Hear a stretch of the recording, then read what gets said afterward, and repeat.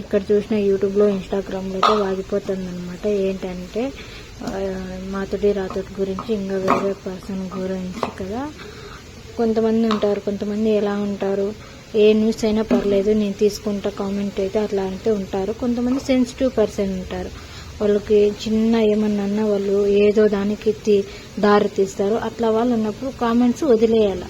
అంతేగాని వాళ్ళు బాధలో ఉన్నారని, వాళ్ళు ఏదో తప్పు చేసినారని దాని గురించి పదే పదే అసలు మనం మాట్లాడకూడదు. ఎవరైనా ఆడబిడ్డే కదా, మనమైతే ఆ పాపకైతే మాతోటి రాతోటి అయితే సపోర్ట్ ఉండాలి. ఎందుకంటే వాళ్ళ వైఫ్ ఆ పిల్లోనికి అయితే సపోర్ట్ చేస్తాం కదా, మనం ఈ పాపకి అయితే సపోర్ట్ చేయాలి. నేను చెప్పింది రైట్ కాదు, మీరే అర్థం చేసుకోండి. వాళ్ళైతే ఇద్దరు కష్టపడే ఇంత స్థాయికి అయితే వచ్చింటారు. వాళ్ళ వైఫ్ కన్నా కొంచెమన్నా బుద్ధి జ్ఞానం ఉండాలి. మరి ఇప్పుడైతే చెప్తుంది, ఈ టాపిక్ వదిలేయండి, మా గురించి అయితే ఏం మాట్లాడద్దండి అని చెప్తుంది. అన్ని వీడియోలన్నీ పెట్టింది మీరే, మళ్ళీ తీసేయంటుంది. మీరు ఇప్పుడు ఎవరు పరువు పోయిండేది? ఆ పాపకి ఎవరు పెళ్లి చేసుకుంటారు? పోయిండేదంటే ఆ పాప పరువు మీదేం కాదు కదా. ఆ టైంలో మీరు అక్కడ ఉంటే మీరు ఏం చేసేవాళ్ళో కామెంట్ అయితే కంపల్సరీ చేయండి. ఉంటుంది బాధ.